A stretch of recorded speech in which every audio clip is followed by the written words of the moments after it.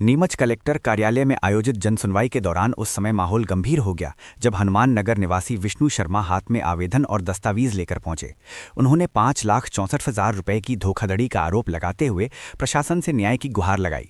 पीड़ित विष्णु शर्मा ने बताया कि अमृतलाल खारोल एवं उसके पिता ने उन्हें शासकीय भूमि को अपनी निजी जमीन बताकर उसका सौदा किया और पूरी रकम भी ले ली, लेकिन बाद में जब दस्तावेजों की जांच करवाई गई तो जमीन सरकारी निकली, जिससे उनके साथ ठगी होने का खुलासा हुआ। विष्णु शर्मा का आरोप है कि जब उन्होंने इस मामले की शिकायत पुलिस में की तो आरोपियों पर कार्रवाई करने की बजाय पुलिस ने उन्हीं के खिलाफ एफआईआर दर्ज कर दी।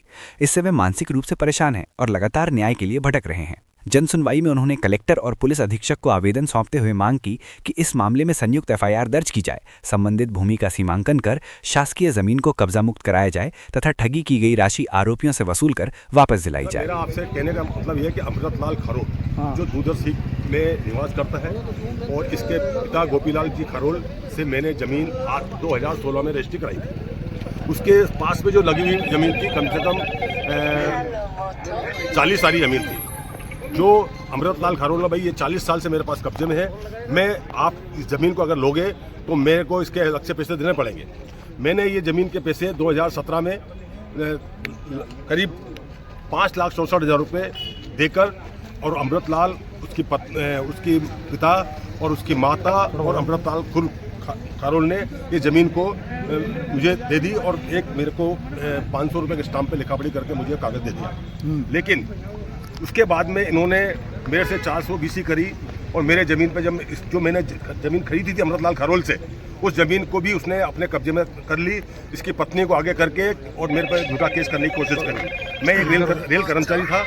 मैंने और मेरे परिवार वालों ने मुझे समझाया, बोले कि तुम क्यों चक्करों में पड़ रहे हो, और मेरे पर झूठा आरोप लगाने के लिए कलेक्टर साहब को, एसपी साहब को भी इन्होंने ज्ञापन दिया।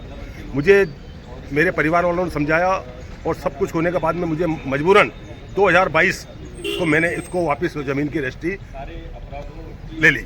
लेकिन जो सरकारी ज़मीन थी वो मुझे उसके पैसे मुझे नहीं दिए।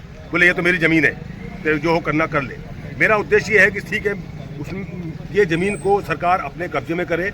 मैं यहाँ 5 साल से परेशान हूँ, लेकिन इस पर कोई भी अधिकारी ध्यान नहीं दे रहा। ये अमृतलाल खारोल कौन है? ये अमृतलाल खारोल गोपीलाल खारोल का लड़का है और यहाँ किसी अधिकारी का मतलब चपरासी है।